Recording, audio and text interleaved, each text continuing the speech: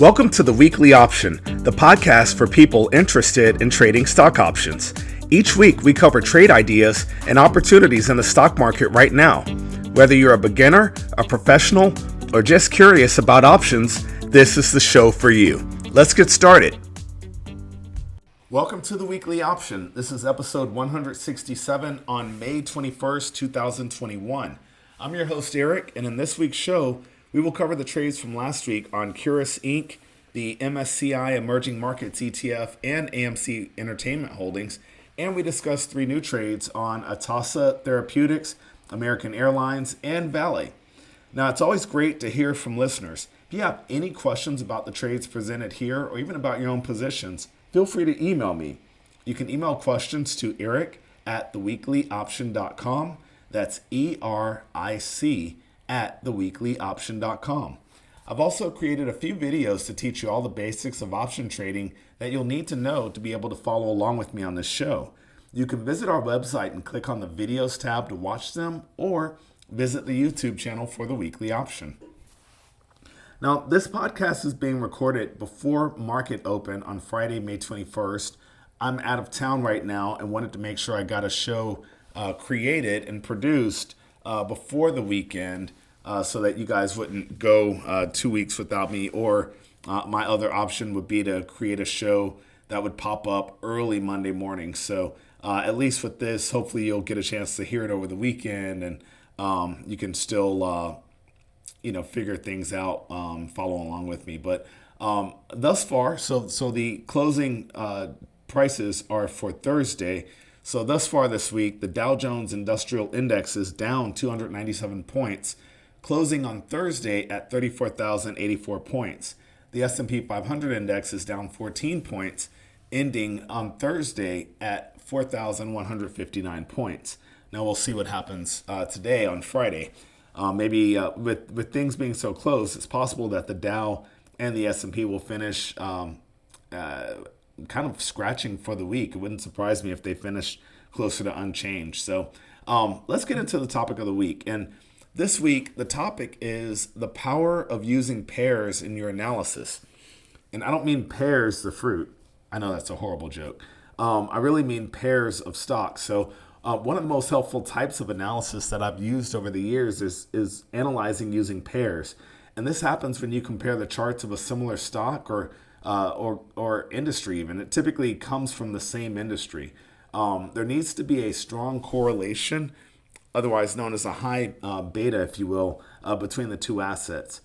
So an example would be, United Airlines versus American Airlines or Delta, or you're looking at, Carnival Cruise or versus Norwegian cruise lines, McDonald's versus Burger King, Marriott versus Hilton. There's all sorts of things, You could look at Procter & Gamble versus Colgate Palmolive. But even though the prices of the items will be different, the two assets, the movement of the price should be close enough to give you some sort of insights as to what's coming or what's happened. So, for instance, if asset A tends to move early, there may be a strong likelihood that asset B is going to make a similar move. And this style can also be used, this style of analysis really can be used for option trading as well. So you can buy calls on one company and sell calls on another, like you can do cross-company spreads. This can also be based on, expected moves in the underlying stock. Like if one management team is going to do something different, but you expect the industry to hold tight. This also can be used based on expected changes in volatility. Like maybe earnings is happening in one company and the other one doesn't announce earnings for another month. So either way, if you've never used pairs in your analysis, give it a try. And another good pair example is when you take an actual company like an American Airlines, or even better would be like you take, let's say you take a bank, Wells Fargo, for instance, WFC is a symbol, and you compare that against an ETF on that industry. So I think it's XLF is the finance S&P ETF. So though there's any number of trades that you can use that are based on that sort of pairing as well. So definitely, if you've never looked at pairs in your analysis, you might find some value and some help in doing that. It certainly helps me trade futures and stock alike. So that's it for the topic this week. And now let's get into the trade review from last week's trade. So we're going to start off with the covered call. We looked at a company called Curis Inc. Symbol C as in Charlie, R as in Romeo, I as in India, S as in Sierra. At the time, the stock was trading for $13.57 per share. I looked at buying stock and selling that June 15 call at $1.65, which could give us the maximum possible return of 22.7% in 5 weeks. Well, Curis stock grew $1.16 this week, ending the week at $14.73 per share. The call option we sold actually grew 60 cents, which leaves us with a net profit of 56 cents for the week. Now, this trade is working out as planned. If the stock gains 27 more cents over the next 4 weeks, the option will be in the money and you will capture the maximum profit of 22.7% at expiration. And that's because that maximum profit is partially taken from the option premium that we collected when we sold the option, plus the gain in the stock price as it goes on to approach the strike price of the option that we sold. So this trade did pretty well, and as a reminder, these strategies are not set it and forget it. It's not like the as seen on TV kind of products. You still need to monitor stock price until expiration just to make sure that the stock is moving or staying in the right direction. So overall, this trade worked. No adjustments needed. Now you'll just need to monitor price over the next few weeks. Our second trade on the week is a credit spread. We looked at the MSCI Emerging Market ETF, symbol E as in Echo, E as in Echo, M as in Mike. At the time, the stock was trading for $52.95 per share. I looked at selling the June 53.54 call spread at 37 cents, which could give us a maximum possible loss of 63 cents in 5 weeks. Well, the emerging market index grew 81 cents this week, closing on Thursday at $53.76 per share. The out-of-the-money call spread we sold is now in the money, or at least partially in the money. In fact, our short call, which is that June 53 call, it's 76 cents in the money right now. So this means we could actually get assigned on the option anytime and need to deliver the actual underlying stock against the call option. Now, it's rare that people will exercise options early. Most options theory will tell you not to do it, but it's still a concern. So to mitigate that concern, I would consider actually closing the trade. After closing the trade, you can decide to place another trade that may have a higher likelihood of finishing profitably, right? The other option, of course, if you don't want to close the trade, would be to just wait and see what the stock does. There's still 4 weeks left in this trade, and the stock could easily head back lower, sending this trade out of the money and allowing for the trade overall to be profitable. Of course, holding the trade means understanding the risk involved with being short and in the money option, and just some of the mechanics, the actual mechanics behind what you'll need to do if you get assigned. Of course, there's always more possibilities, other options. So another possibility is to sell the middle strike. So because today is expiration, on Monday, the 53 half strike will get quoted, and you'll be able to buy in the 50, or actually, you'll be able to sell out the 54 strike option that you bought initially, and go ahead and then buy the 53 half strike, and that way you actually tighten the total value of the spread, which will lower the nominal amount of money at risk. So you'd be changing from a $1 wide spread to a 50-cent wide spread.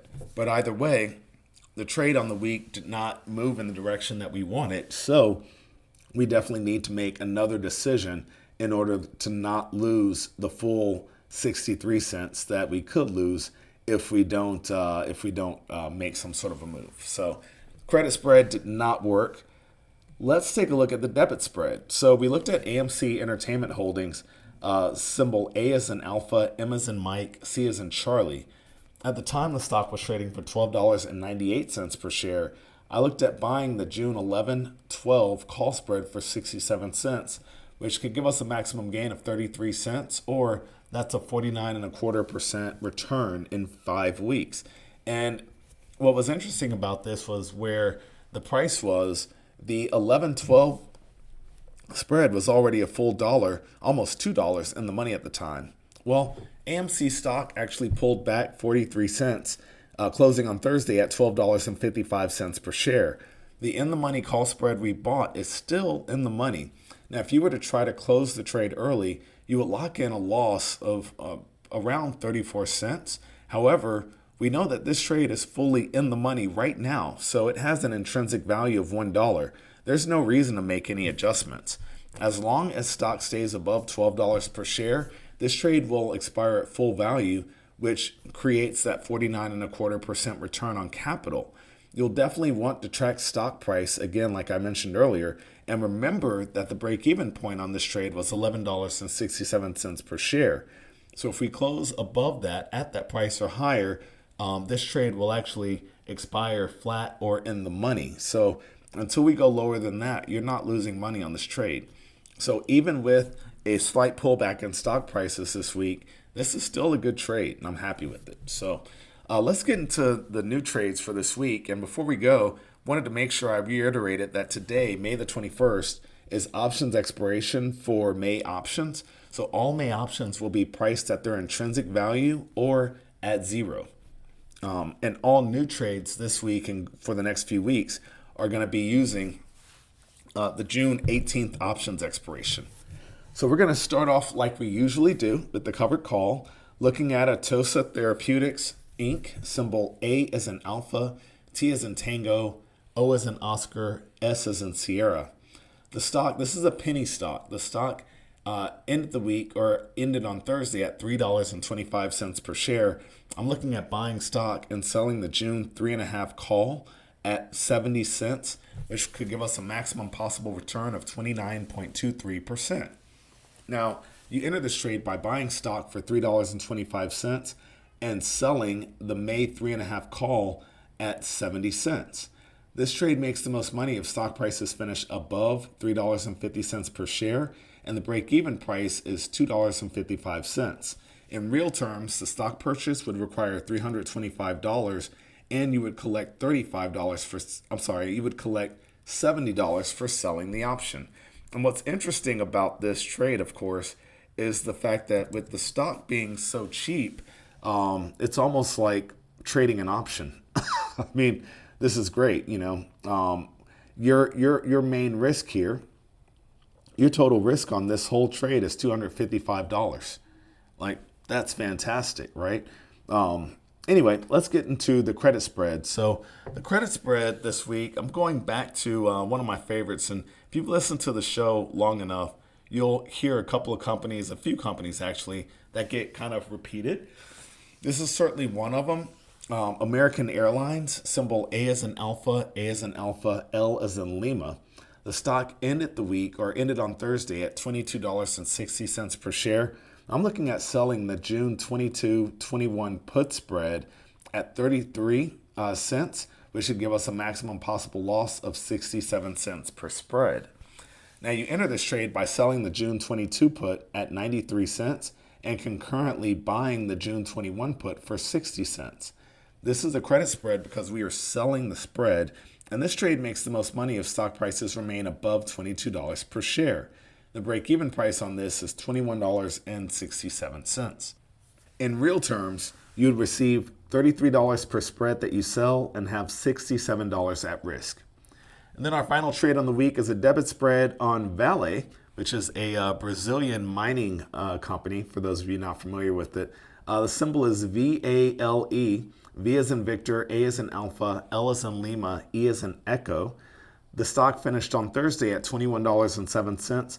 I'm looking at buying the June 2021 call spread for 66 cents, which can give us a maximum possible gain of 34 cents, or that would be a 51.5% return on capital.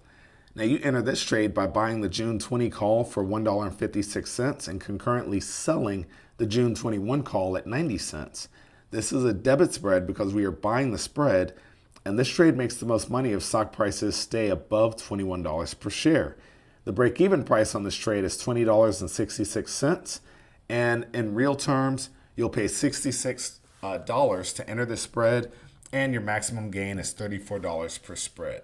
So thank you guys so much for listening to the show. Again, I want to apologize for recording it early using Thursday's end of day prices, but I wanted, I'm committed to making this show every week, and I wanted to make sure that I got a new show recorded and posted before my weekend's uncertainty begins. So thanks so much for listening. If you haven't already subscribed to the YouTube channel, please do subscribe. And as always, happy trading. Thank you for listening to the Weekly Option Podcast. Please subscribe to our show and visit us at www.theweeklyoption.com.